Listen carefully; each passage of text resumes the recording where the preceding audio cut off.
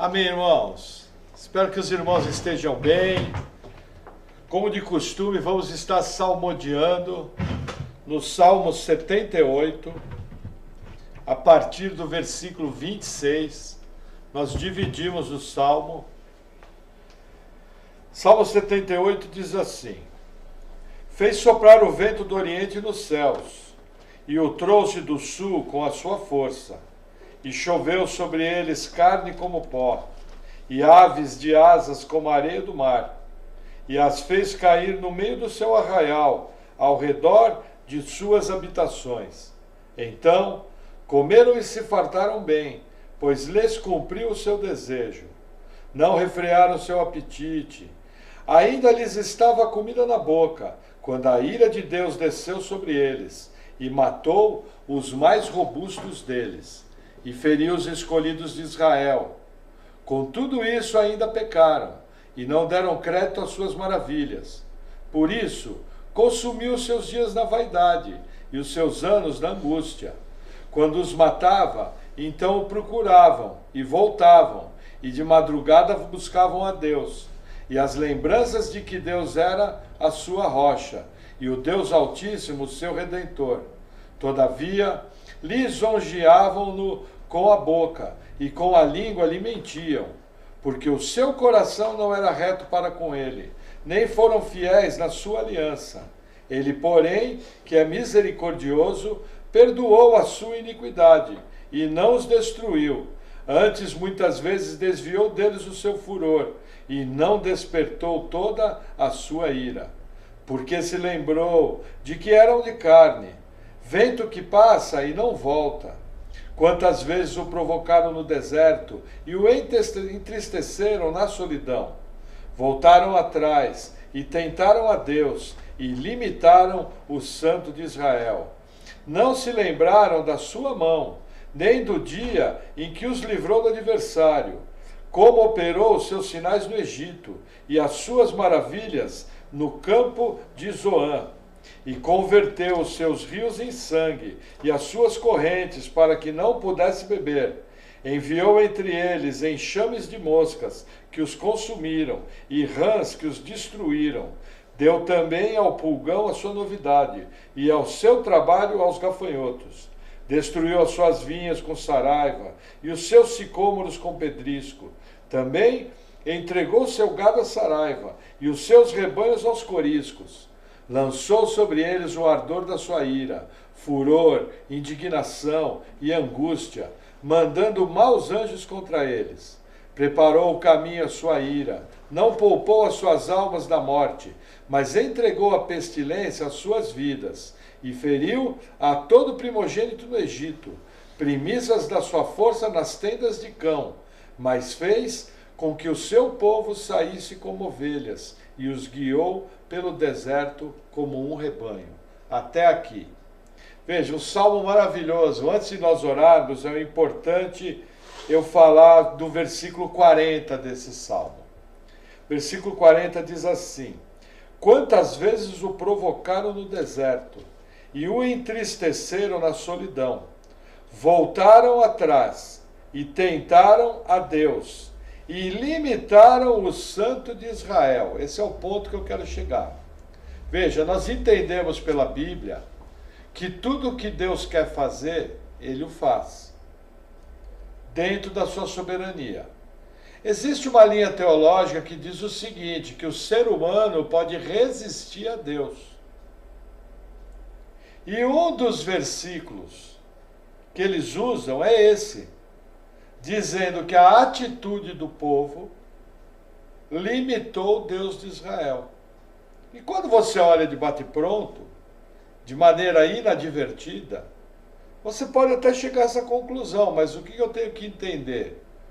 O que o salmista aqui está dizendo é o seguinte: Deus, ele ia agir de uma forma com Israel. Aquela geração que saiu do Egito era a geração para tomar a terra prometida. Só que eram homens de dura cerviz. E por causa das atitudes daquela geração, Deus resolveu o seguinte: olha, não vão entrar. A geração inteira que estava preparada para tomar a terra prometida e já comeu o melhor da terra, vai morrer no deserto.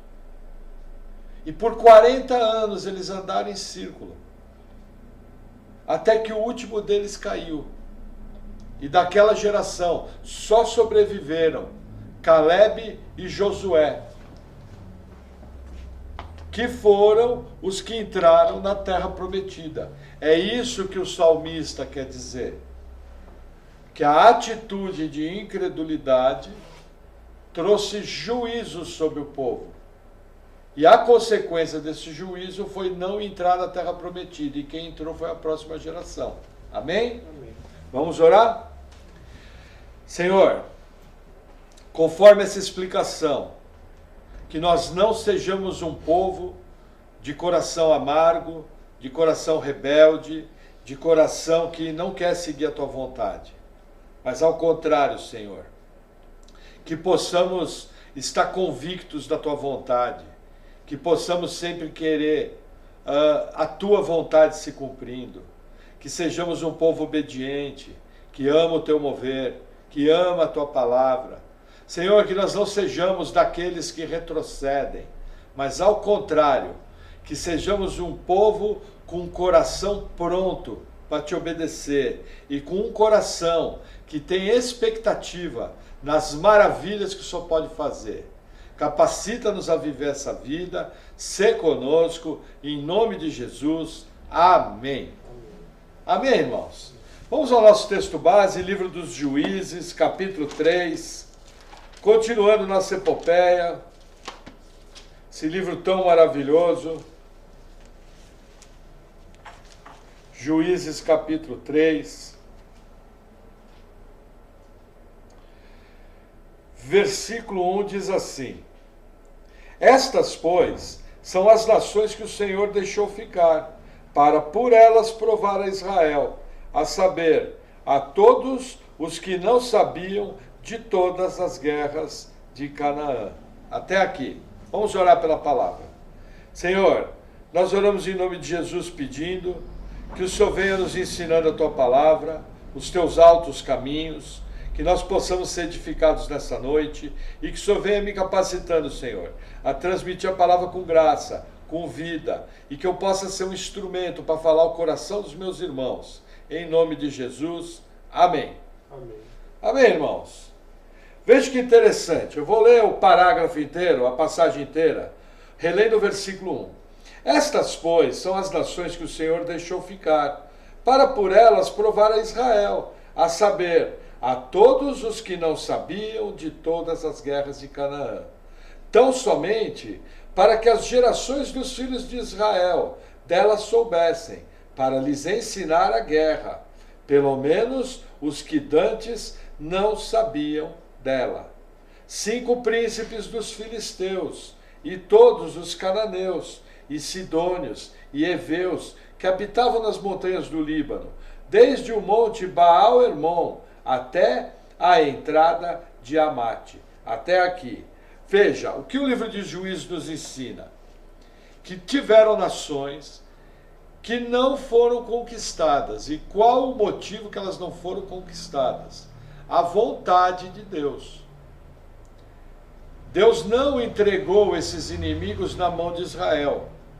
Ao contrário, deixou essas nações ali para que as novas gerações aprendessem a arte da guerra. O que eu tenho que entender? Veja, Deus é um Deus de processos. E uma das ferramentas, entre várias que Deus usa para tratar conosco, são as lutas, são as dificuldades. Por exemplo, talvez a ferramenta mais maravilhosa que Deus usa para tratar conosco é o trabalho. O trabalho enobrece o homem, o trabalho faz com que o homem coloque seu potencial para fora, o trabalho faz com que o homem sirva a sociedade, o trabalho faz com que o homem sirva a igreja. E quem criou o trabalho foi Deus, inclusive o trabalho foi criado antes da queda. O que aconteceu foi que com o pecado veio o suor da maldição. Mas o trabalho criado antes da queda era ótimo de ser feito por Adão. Trabalho maravilhoso tal que todos os nomes dos animais foram dados por Adão, segundo o que cada um fazia. Agora, entre outras ferramentas estão as lutas. E uma coisa que nós percebemos, seres humanos que não passam por lutas, normalmente se tornam adultos flácidos, se tornam adultos inseguros, se tornam adultos emocionalmente débeis. E como Deus é um Deus de processo, eu tenho que entender que é necessário que na minha vida venham lutas. Para essa geração aqui, o tipo de luta é militar. Para essa geração aqui eram povos, por exemplo, os filisteus. Os filisteus, até o final do governo de Davi, eram inimigos ferrenhos de Israel. Para vocês terem uma ideia aqui, nós estamos em torno aqui do ano 1350, até aproximadamente, os juízes até 1040, 1050, quando Saul foi ungido rei. Desde essa época os filisteus criam problema. Aquelas 5 cidades filisteias, para vocês terem uma ideia, Deus entregou Israel numa guerra do modo tal que a arca foi levada para a casa do deus Dagon. E aí Deus, de maneira espetacular, traz Dagon de volta. Nós vamos estudar isso quando chegarmos em 1 e 2 Samuel. Outros povos aqui, os sidônios, os heveus, só foram ter paz com Israel definitivo nos dias de Davi e Salomão. Davi por meio da guerra. Davi, aonde ele ia, Deus entregava os seus inimigos em sua mão. E Salomão aumentou essa influência, além de ter um exército poderoso. Nós temos que entender que Salomão, ele negociava com cavalos e com carros de guerra. Que a gente pode dizer que era uma indústria bélica em Israel. E isso tudo passava pela mão de Salomão. Além do que, Salomão realizou uma série de casamentos com intuito político. E transformou todos aqueles povos em volta em vassalos seus, em tributários. Então nós temos que entender que essa influência desses povos se arrastou por aproximadamente 4 séculos. E essas gerações tiveram que lidar com isso. Nós também temos que entender que quando Deus traz juízo, uma das formas que ele traz juízo é colocando governantes ímpios, que não temem a Deus. Por isso que eu sempre bato na tecla, não confie em político. Confie em Deus e ore pelo nosso povo, porque nós precisamos que Deus traga bons dias sobre o nosso país. Bons governantes em todas as áreas. Gente de bem. E nesse livro de Juízes a gente vê o tamanho do estrago que maus governantes fazem ao povo de Deus. E aqui nós vemos Deus deixando inimigos. Então o que acontece? Uma outra lição que emana do texto. Você que é pai, você que é avô, você quer o melhor para os seus filhos e netos. Mas jamais tente evitar com que eles não tenham desafios, com que eles não tenham problemas, com que eles não tenham lutas. Como que eu vou conhecer o poder real de Deus dentro de uma vida, se aquela vida não experimentar do que Deus é capaz de fazer numa situação de crise? Nas crises eu me aproximo de Deus, nas lutas eu me torno dependente de Deus. Eu cresço em tudo, eu começo a lidar com a realidade da vida. E falar para vocês, a realidade da vida é dura. O mundo que nós vivemos, o sistema mundano jaz no maligno. Não é um lugar fácil, existe muita gente boa, existe muita coisa legal, existe muita alegria, mas existe muita coisa ruim, muita gente ruim. Porém, dentro dessas circunstâncias, é que o Filho de Deus cresce, é que o Filho de Deus avança, E quando ele olha para trás, ele fala: poderosas coisas fez o Senhor. Era impossível do modo natural eu fazer isso. Foi Deus. Deus foi comigo. E aí o nome, você é amadurecido e o nome dele é glorificado. Amém? Vamos seguir mais um pouquinho, versículo 4. Estes, pois, ficaram para por eles provar a Israel, para saber se dariam ouvido aos mandamentos do Senhor, que ele tinha ordenado a seus pais, pelo ministério de Moisés. Habitando, pois, os filhos de Israel no meio dos cananeus, dos heteus, dos amorreus, e perizeus, e heveus, e jebuseus, tomaram de suas filhas para si mulheres, e deram as suas filhas aos filhos deles, e serviram a outros deuses. O que acontece? A teologia do casamento se arrasta por toda a Bíblia. Talvez o primeiro texto que nos dá uma teologia do casamento é o texto de Gênesis 6, onde fala que os filhos de Deus se juntaram às filhas dos homens. Nós entendemos naquele texto que houve um conjunto de situações, que os Benai Elohim, que são anjos, de alguma maneira mantiveram contato com os seres humanos, provavelmente através de feitiçaria e mediunidade. Esse contato trouxe um tremendo desequilíbrio na terra, trouxe muita violência, trouxe muita maldade. Vírgula. Porém, não somente isso, a linhagem pura de Sete, que se manteve incorruptível, também se misturou com a linhagem de Caim, em casamentos mistos. Veja, normalmente as igrejas, elas acham que ou é um, ou é outro, ou é outro. Como é um texto difícil, nós entendemos que o foco ali, primeiro, são os casamentos mistos. Segundo foco importantíssimo, contaminação espiritual através de religião pagã. Que nós entendemos que o contato com esses Benai Elohim foi através de paganismo e mediunidade. Terceiro, a contaminação chegou num ponto tal que a única linhagem pura que tinha na terra era da família de Noé. Noé era íntegro em suas gerações. Por quê? Porque eles não se casaram com as filhas de Caim e não se corromperam espiritualmente. Então ali praticamente começa a teologia do casamento. Mas nós vemos no arrastar da Bíblia, no arrastar do plano de Deus, Abraão casado com Sara, Isaac casado com Rebeca, Jacó casado com Raquel e Lia, e tendo como concubinas Zilpa e Bila. Nós percebemos o quê? Por exemplo, Deus evitando, nós vamos estudar isso agora em Gênesis, a mistura com o povo siquemita. Então nós percebemos o seguinte: a teologia do casamento é uma coisa muito séria.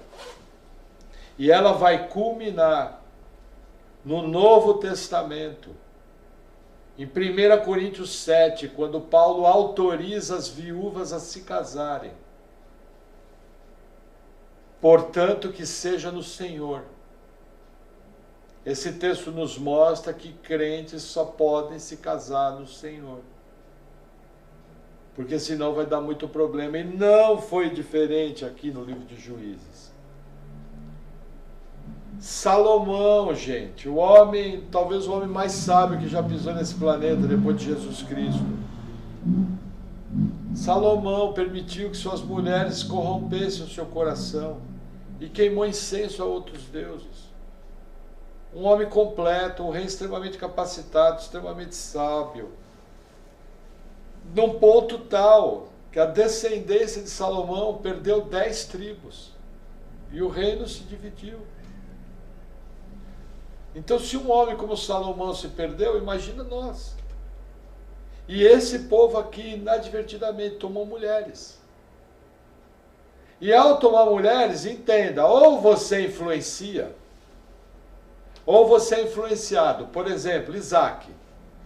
Isaac orou a Deus insistentemente para que Rebeca, engravidasse. Quantos anos Isaac orou? 20 anos. Rebeca, que veio de um povo pagão, idólatra. No texto seguinte, está orando a Deus e recebendo orientações de Deus. O que acontece? Isaac, através da sua fé, contaminou Rebeca. Da mesma maneira, Abraão tinha uma fé tal que o seu servo, Eliezer, que era Damasceno, da cidade de Damasco, entendeu? Lugar de deuses pagãos, orava a Deus e confiava no Deus de Abraão. Então o que eu tenho que entender? Ou eu influencio, ou eu sou influenciado. Certa vez eu ouvi uma definição do meu primeiro pastor, que eu acho uma definição que, de bate-pronto, ela parece meio extrema, mas acho ela super verdadeira, e ele defendia a seguinte tese: se você não está no projeto de ganhar uma alma para Jesus Cristo, de ampliar o reino, se você não tem isso nítido no seu coração, provavelmente você é campo missionário. E o que é ser campo missionário? Você precisa nascer de novo, ser salvo e entrar para o reino. Porque crente que é crente está no projeto de contagiar alguém com a fé cristã. Crente que é crente, assim que tem uma oportunidade, ele prega. Porque ou você influencia, ou você é influenciado. Quando você está nas suas reuniões de família, quando você está nas reuniões do trabalho, quando você está no dia a dia, a todo momento existe uma oportunidade de você ceder nas suas convicções cristãs. Piadas indevidas, propostas desonestas, propostas indecorosas, ameaça de adultério, ameaça de mentira. O tempo todo existe uma circunstância que é trazida sobre você para testar a sua fé. Para testar se ela está em alicerces bem firmados. Esse povo aqui não tinha alicerce. Assim que desobedeceu a Deus, uma coisa tão básica, se misturou e foi contaminado. Amém? Vamos seguir mais um pouquinho. Versículo 7. E os filhos de Israel fizeram o que era mal aos olhos do Senhor, e se esqueceram do Senhor seu Deus, e serviram aos Baalins e a Astarote. Então a ira do Senhor se acendeu contra Israel, e ele os vendeu na mão de Cusã-Risataim, rei da Mesopotâmia. E os filhos de Israel serviram a Cusã-Risataim 8 anos. Primeiro, temos que entender quem é Baal e quem é Astarote. Veja. Baal quer dizer Senhor. Então, todas as religiões que você vê um Deus na figura masculina, nada mais é que uma representação tosca de Baal. Com diferenças, um vai fazer uma coisa, outro vai fazer outra. Mas a origem de tudo isso está no culto da divindade masculina. Baal, no caso, ligado à fertilidade. E Astarote é a mesma coisa. Astarote é conhecida no livro de Jeremias, se não me engano, Jeremias 7, versículo 10. Ou é Jeremias 10, versículo 7. Eu acho que é 7 e 10. Dá uma conferida rápido para mim, Paulo. O que acontece? Ela é chamada de Rainha dos Céus. Termo bem conhecido de nós brasileiros. Então eu tenho que entender que quando eu estou adorando uma divindade feminina, eu nada mais estou do que adorando a Rainha dos Céus. E aí o que acontece? Essas divindades, elas se arrastam pela história, apenas mudando de nome, apenas alterando a maneira de agir. Mas em todas as culturas pagãs, você vai ver um Deus de uma figura masculina e a rainha do céu sempre presente. E na maioria das situações, a rainha dos céus está presente com uma criança no colo. É o emblema satânico mais antigo que se tem notícia na Terra.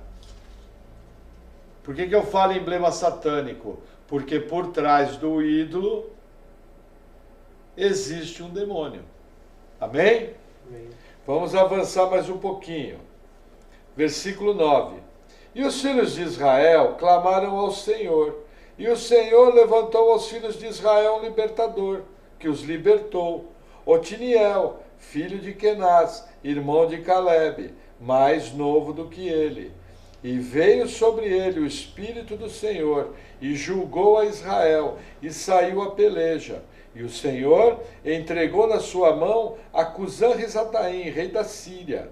A sua mão prevaleceu contra Cusã-Risataim. Então a terra sossegou 40 anos, e Otiniel, filho de Kenaz, faleceu. Até aqui.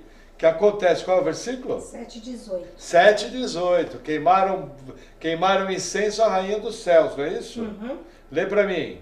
Os filhos apanham a lenha e os pais acendem o fogo, e as mulheres preparam a massa para fazerem bolos à rainha dos céus e oferecerem libações a outros deuses, para me provocarem a ira.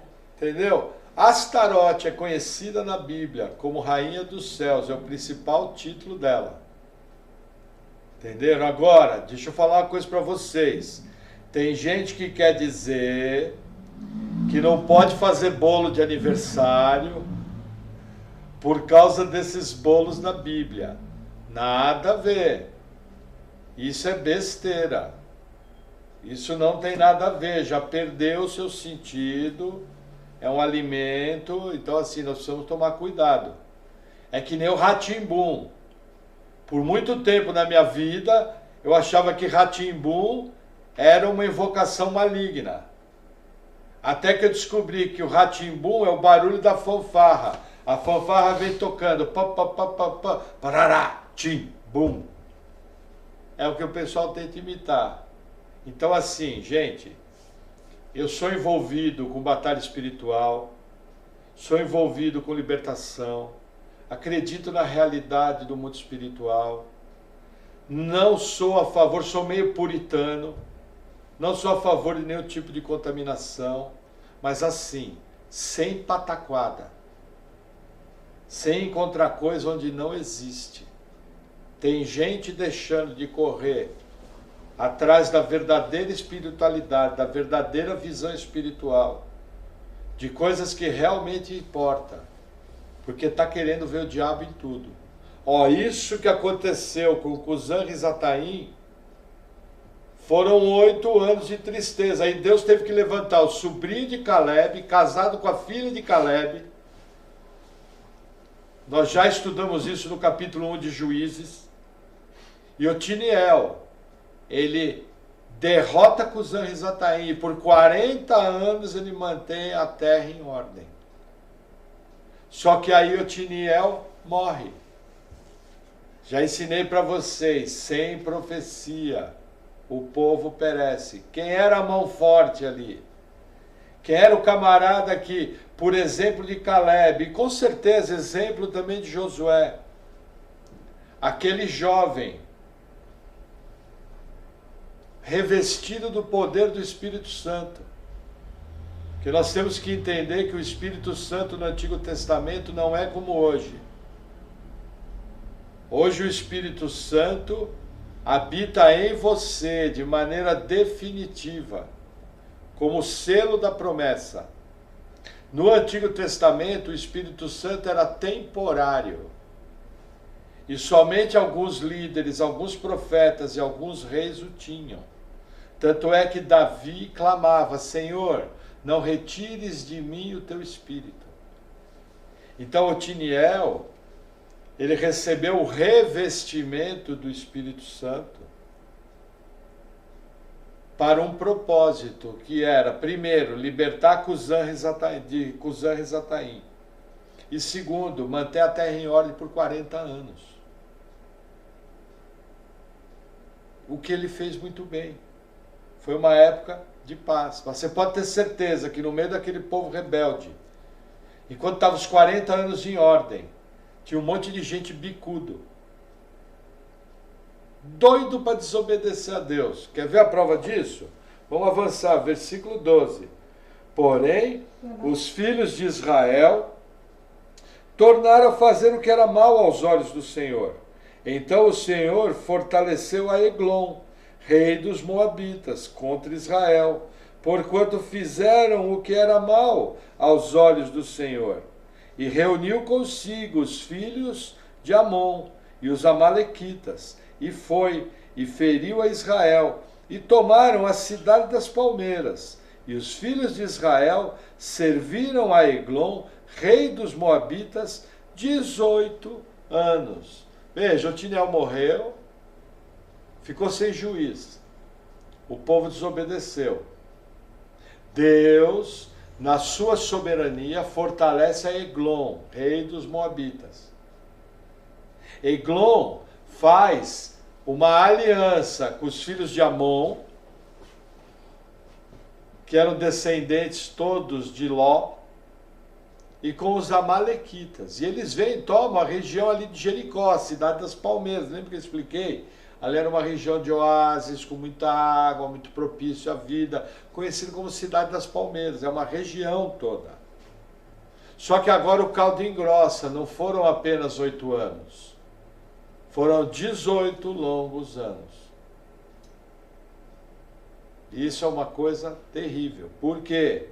O povo voltou a desobedecer a Deus. E aí a história continua, versículo 15. Então os filhos de Israel clamaram ao Senhor, e o Senhor lhes levantou um libertador, a Eude, filho de Gera, filho de Gemim, homem canhoto. E os filhos de Israel enviaram pela sua mão um presente a Eglon, rei dos Moabitas. O que acontece? Veja, em alguns casos a Bíblia cita o guerreiro que é canhoto. E por que que no caso de Eude isso se torna muito importante? Porque o fato dele ser canhoto, Deus usou como ferramenta para ele passar desapercebido pela segurança de Eglon. O que está acontecendo aqui é o seguinte: Israel arma uma cilada. Quem ali se candidatou a ser o protagonista dessa cilada foi Eude. E como eles armaram essa cilada? Eles enviaram um presente a Eglon. Era uma coisa comum, os reis vassalos, que serviam a reis mais poderosos, enviar presentes. E aí o que Israel faz? Numa cilada armada, Israel manda um presente para Eglon. Veja que interessante. Há um pouco de tempo atrás saiu uma discussão sobre mentira.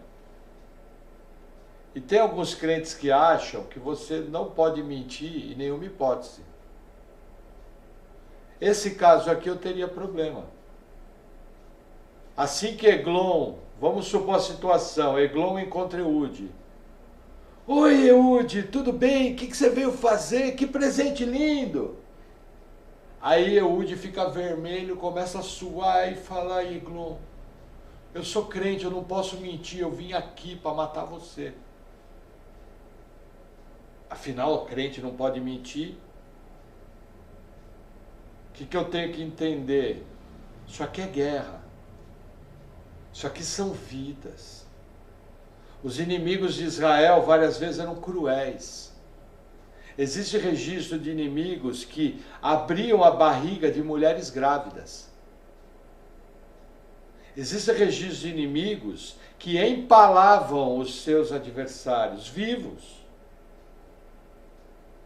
Nessas situações, não existe essa história infantil que crente não mente. É o que eu costumo dizer. Você está na frente da sua casa, sai uma briga de gangue.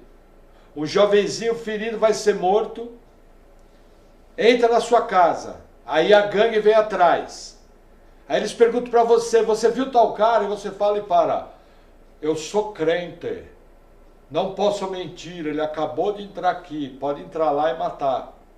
É o que você está fazendo. Então eu tenho que entender que em determinadas circunstâncias o povo de Deus age com astúcia. Como Davi agiu com astúcia. E em determinadas circunstâncias como essa, a nível de risco de vida, foi necessário uma mentira. E qual era a mentira? Mandaram um presente. Era um presente que eles iam dar? É, o presente que eles iam dar. Tinha 6 alças.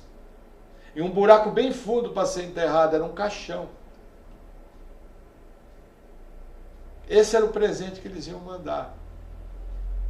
Mas quem deu essa estratégia, quem avalizou essa estratégia, foi o Senhor. Por quê? Porque ela aconteceu. Se Deus não tivesse avalizado, não acontecia. Impossível. Por que eu estou falando isso? Meu amigo, nós buscamos santidade. Nós somos um povo que odeia a mentira. Nós não praticamos a mentira em hipótese nenhuma. Mas você não pode ser trouxa. Você não pode ser idiota. Você tem que ser um crente maduro, consciente. E ao ler essas histórias da Bíblia, você tem que entender a mentalidade do tempo e da situação e compreender que em situações extraordinárias acontecem atitudes extraordinárias. E olha o que Deus faz através de Eude. Olha a estratégia. Versículo 16. E Eude fez para si uma espada de 2 fios, do comprimento de um côvado, e cingiu-a por debaixo das suas vestes, a coxa direita.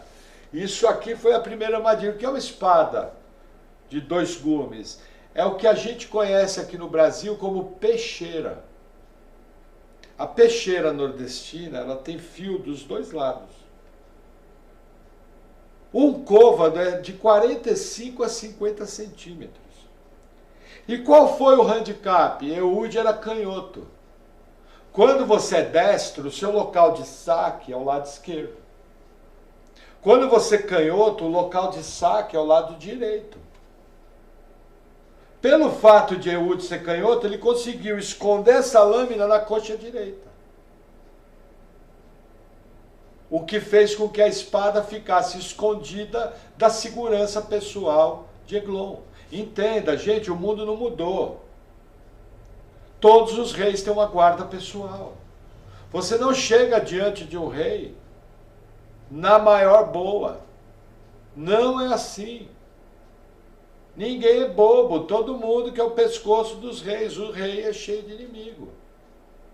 O fato que Deus usou para derrotar Eglon através das mãos de Eude foi o fato dele ser canhoto, por isso que a Bíblia cita. Ele pegou essa espada, mais ou menos desse tamanho, e escondeu do lado direito. E isso foi o que serviu para a segurança de Eglon não ver. Por isso que ele conseguiu entrar com uma arma. Inclusive, o tamanho da arma foi um tamanho feito para não ser visto. Porque uma espada de 50 centímetros não tem uso militar. Para vocês terem uma ideia, os facões que nós usamos aqui, eles são em torno, o menor facão tem em torno de 35 a 38 centímetros. Um côvado é 45 centímetros com cabo e tudo. Então foi algo bem calculado.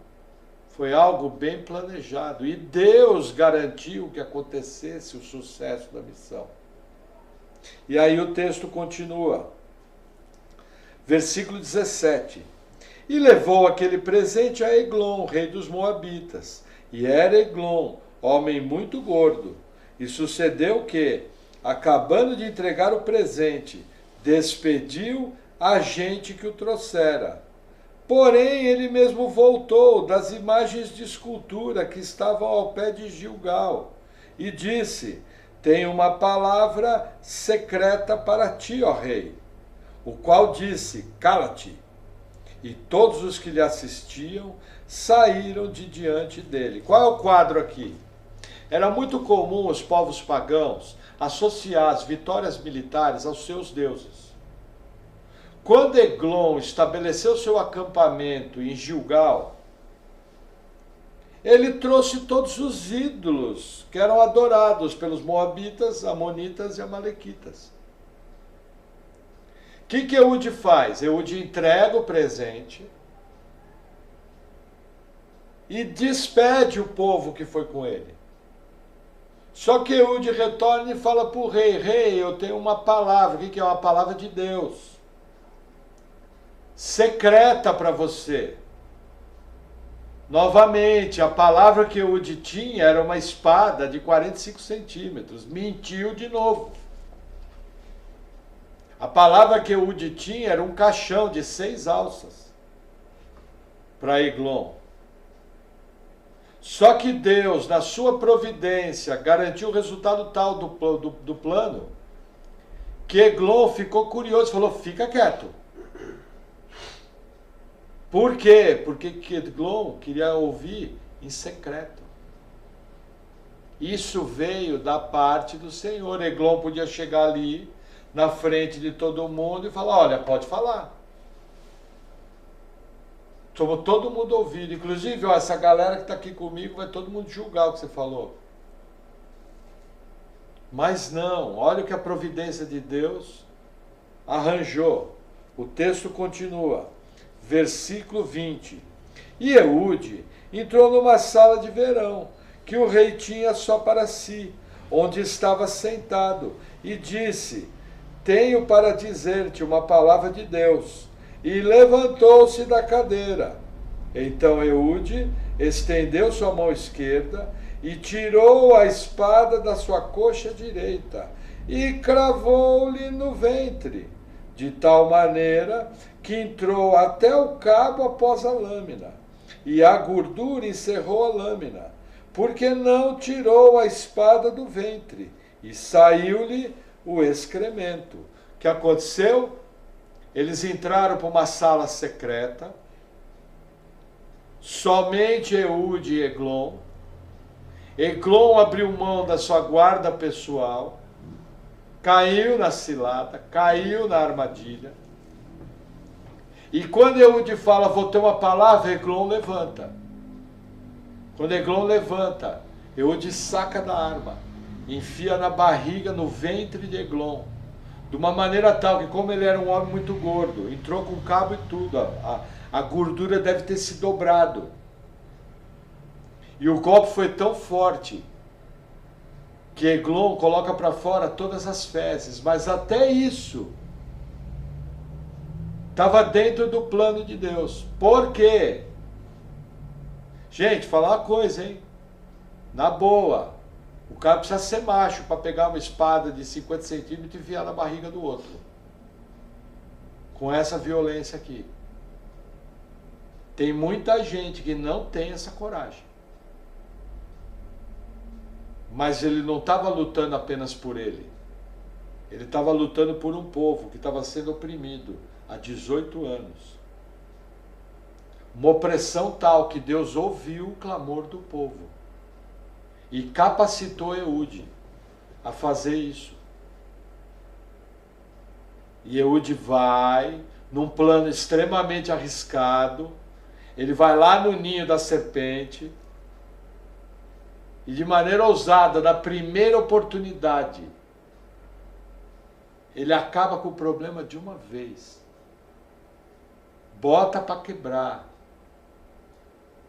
Sem conversa, sem papo furado. Atitude de homem. Esse aqui não oprime mais ninguém. Esse aqui não levanta mais daqui. Que nem Davi fez com os Golias. Assim que a pedra pegou na cabeça, Davi corre e corta a cabeça de Golias. Esse aqui não afronta mais o Deus de Israel. Agora, olha a providência de Deus. Além de Eglon abrir mão da sua guarda, sai o excremento de Eglon. E ele era um homem extremamente gordo. Provavelmente era gordo porque comia demais. Quem come demais tem muito excremento. Agora entenda aonde que vai a estratégia divina. O que aconteceu? Versículo 22. Não, 23. Então Eude saiu ao pátio e fechou as portas da sala e as trancou. E saindo ele, vieram os servos do rei e viram, e eis que as portas da sala estavam fechadas. E disseram: sem dúvida, está cobrindo seus pés na recâmara da sala de verão. O que acontece? Foi uma cegueira dada por Deus. O que era cobrir os pés? Cobrir os pés era descansar. E muitas vezes, quando a pessoa ia descansar depois do almoço, ela fazia suas necessidades. Quando saiu o excremento, excremento tem cheiro. Até isso serviu para que viesse uma cegueira. O que eles imaginaram? Ah, está descansando. Está lá fazendo suas necessidades. Está puxando uma pestana. Mas quem colocou essa cegueira? Foi Deus. Para dar tempo de Eude sair do ninho da serpente ali. Gente, nós estamos falando de um acampamento de um povo que oprimiu Israel por 18 anos. Havia generais, havia comandantes, talvez havia príncipes e reis, de amonitas e amalequitas e moabitas. Não era só ir lá matar o Eglon. Tinha que matar e sair vivo. Somente Deus pode operar isso, numa situação dessa. E aí o que acontece? Versículo 25. E esperando até se alarmarem, eis que ele não abria as portas da sala. Então tomaram a chave e abriram. E eis ali seu senhor estendido morto em terra. E Eude escapou, enquanto eles se demoravam, porque ele passou pelas imagens de escultura e escapou para Seirá. E sucedeu que, chegando ele, tocou a trombeta nas montanhas de Efraim, e os filhos de Israel desceram com ele das montanhas, e ele adiante deles. O que aconteceu? Eude sai, escapa com sucesso, vai para essa região de Seirá, e lá ele toca trombeta. O que é tocar trombeta? É um chamado para a guerra. Porque não bastava apenas matar o rei. Um príncipe tomaria conta, um general tomaria conta, eles precisavam vencer a guerra. Só que a morte do seu rei gera uma fragilidade no acampamento dos inimigos. E Eude vem juntamente com o povo de Israel. E o que acontece? Versículo 28. E disse-lhes: segui-me, porque o Senhor vos tem entregue vossos inimigos, os moabitas, nas vossas mãos. E desceram após ele, e tomaram os vales do Jordão contra Moabe, e a ninguém deixaram passar. E naquele tempo feriram dos moabitas uns 10.000 homens, todos corpulentos, e todos homens valorosos, e não escapou nenhum. Assim foi subjugado Moabe, naquele dia debaixo da mão de Israel, e a terra sossegou 80 anos. Olha que interessante. Otiniel, a terra sossegou 40 anos, a opressão foi de 8. Com Eude, a opressão foi de 18, mas a terra sossegou 80 anos. Uma geração inteira, mas entenda o que os homens fizeram. Quando Eude, eles ficam sabendo que Eude matou Eglon da maneira que foi, os homens se enchem de coragem.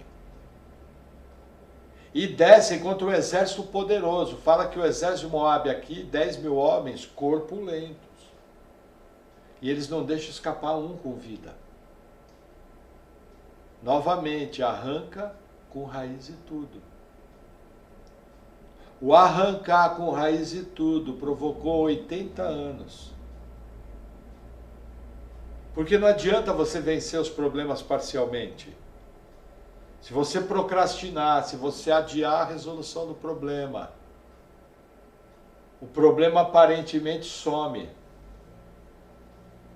mas ele não foi extirpado, ele não foi destruído. Se ele não foi totalmente destruído, o problema vai se reorganizar e vai crescer e vai vir bater de novo na sua porta. Tem crente que de época em época não aprendeu a vencer os seus inimigos. E de época em época o inimigo vem bater na porta. Que inimigo que é? Primeiro, o inimigo da falta de congregar. Tenho notado em épocas de pandemia que muita gente deixou de congregar. Qualquer problema é mais importante do que ir para a igreja. Isso é um inimigo, você está sendo derrotado. Que outro problema? O inimigo da falta de santidade. Na menor pressão, o crente cede. Que outro problema? O problema da inconstância espiritual. Tem dia que está bem, expulsando demônio, indo na UTI do hospital, curando todo mundo. Estou brincando. E o outro dia está desanimado.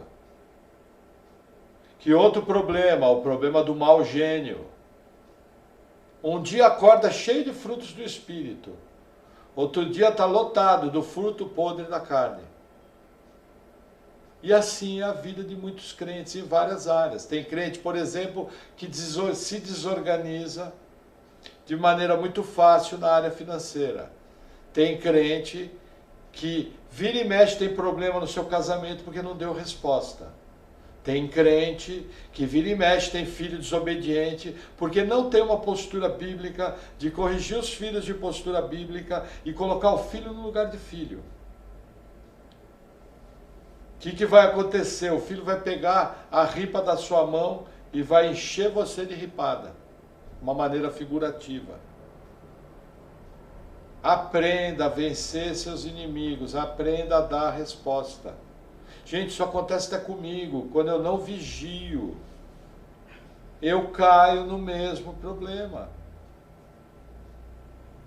E eu tenho que ir até o fim, com toda a minha força, com todo o meu foco, com toda a minha concentração, para não cair de novo naquele problema. E passados anos, o maligno é interessante para trabalhar. De tempos em tempos ele vem dar uma empurradinha na porta, para ver se a porta está fechada. E se ela não está fechada, você vai cair. Se você não está posicionado firme naquilo, você vai cair. Então, em cima de uma história dessa, a gente vê um povo repetindo o pecado e tendo problema. Repetindo a obediência tendo vantagem. Repete o pecado, tem problema. Repete a obediência, tem vantagem. Gente, esse princípio permanece até hoje. Nós não estamos mais debaixo da lei de Moisés. Mas quando o crente desobedece, algo ruim acontece. Existem princípios claros na Bíblia, que são feitos para ser seguido. E é minha responsabilidade seguir. Só que não, eu sempre empurro as coisas com a barriga, eu sempre levo no meia boca. Vou falar uma coisa para vocês. Para muitos crentes que eu conheço hoje, tudo é mais importante, menos Deus. Tudo é mais importante, menos ler a Bíblia. Tudo é mais importante, menos orar. Tudo é mais importante, menos vir na igreja. Tudo, qualquer coisa tira a pessoa do foco. E o que eu estou falando isso é para você parar para repensar, porque se você tem feito isso, é hora de arrepender, é hora de mudar. Porque senão coisas complicadas podem atrapalhar a sua vida. Você vai ter problema, para de se enganar, para de brincar de ser crente. Vamos ser sérios com Deus, vamos ser sérios na nossa vida cristã, vamos ser sérios no nosso casamento, na nossa vida financeira, na nossa maneira de criar os filhos. Administrando de verdade a nossa vida de uma maneira bíblica, porque senão, de tempos em tempos, o monstrinho vai crescer, vai se levantar, vai tomar o taco de beisebol da sua mão, e vai te dar uma sova. bem dada, e vai doer, e você vai se machucar, e você vai viver uma vida cristã perto da linha da mediocridade. Não existe vitória para quem não vai até o fim. Não tem vitória. Se você não tiver posicionamento, não tem vitória. Não tem, não se engane. Não se alegre com vitórias parciais. A vida cristã é uma constância. A vida cristã é um caminhar para o alvo. A vida cristã é um prosseguir.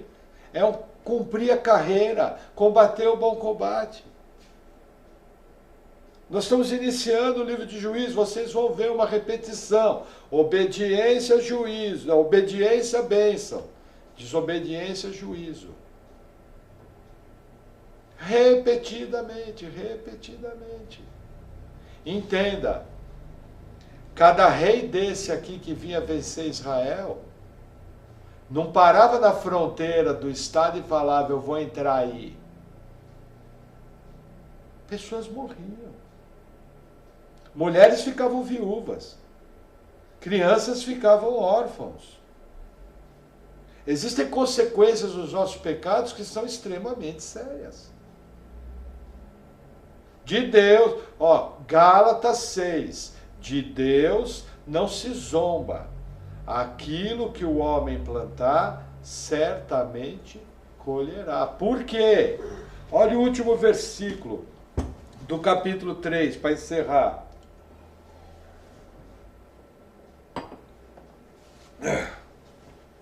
Depois dele foi Sangar, filho de Anate, que feriu a 600 homens dos filisteus com uma aguilhada de bois.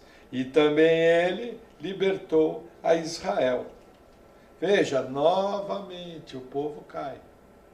Só que aí o inimigo quem foi? Os filisteus. Desse Sangar aqui, outro homem valoroso, nós vamos ver na próxima palavra, que vai ser Juízes 4, segunda que vem, mas eu vou começar no versículo 31.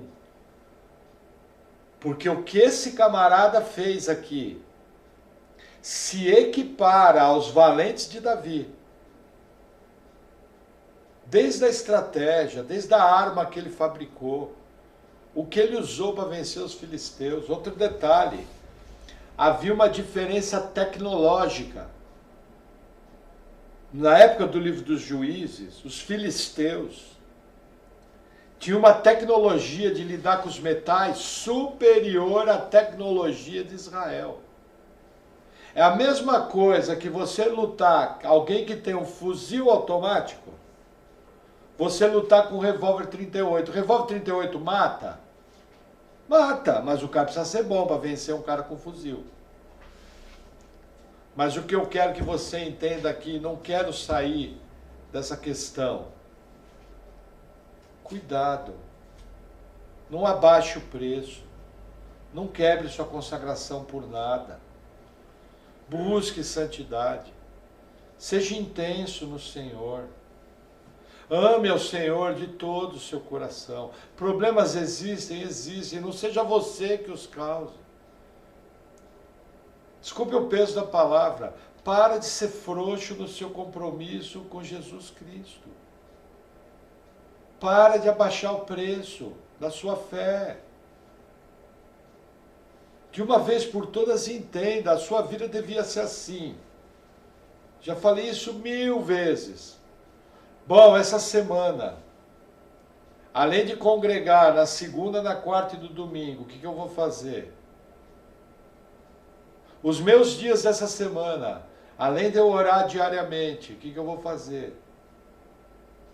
Essa semana, além de ter o meu devocional bíblico, quais vão ser as outras coisas que eu vou fazer? Essa semana, além de me divertir ouvindo pregadores bíblicos, se divertir ouvindo pregadores bíblicos. Porque se você tem dificuldade ouvindo pregadores bíblicos, você está com algum problema na sua fé, porque o crente de verdade, nascido de novo, que tem o Espírito Santo habitando no seu interior, ele tem prazer na palavra do Senhor. Se na sua vida você tem muito mais prazer em outras coisas e menos prazer em Deus, existe algo de muito errado com a sua fé. E provavelmente você não tem uma fé bíblica. E provavelmente, se você não tem uma fé bíblica, você não vai para o céu. Como eu costumo dizer, você vai desligar aqui com uma Bíblia debaixo do braço. Perigoso até a gente fazer um culto fúnebre em volta do seu caixão. E você está ardendo lá no inferno. Porque nunca nasceu de novo. Porque crente de verdade, nascido do Senhor, um só com o Espírito de Deus, ele tem prazer nas coisas do Senhor. Ele vibra. Numa boa, e vou aqui fazer um desabafo. É um desgosto. Nós trabalhamos no Ministério da Palavra. Ontem aqui na igreja, 10 pessoas acompanharam o culto. Seja pessoalmente e seja por mídia social. O pessoal está brincando comigo. Você vai, você ora, você prepara a palavra, você corre atrás. Só que as pessoas, elas têm 1001 coisas mais importantes para fazer. Aí as coisas dão errado, a vida começa a ser destruída, as coisas começam a correr bem, só que aí o conserto é muito mais difícil. Por 8 anos o Senhor os entregou na mão de Cusã-Risataim, rei da Mesopotâmia. Por 18 anos, Deus os entregou na mão de Eglon, rei dos Moabitas. Precisa isso? Precisa sofrer? Precisa se machucar? Vai ser o crente aiui? Uma vez eu vi uma ilustração do Silas Malafaia. Os irmãos sabem que tem coisas que eu não concordo com o Silas Malafaia, mas aprendi algumas coisas boas. E uma delas foi a seguinte, que existe o crente chilepe. O que é o crente chilepe? Ele só anda no meio da chibatada.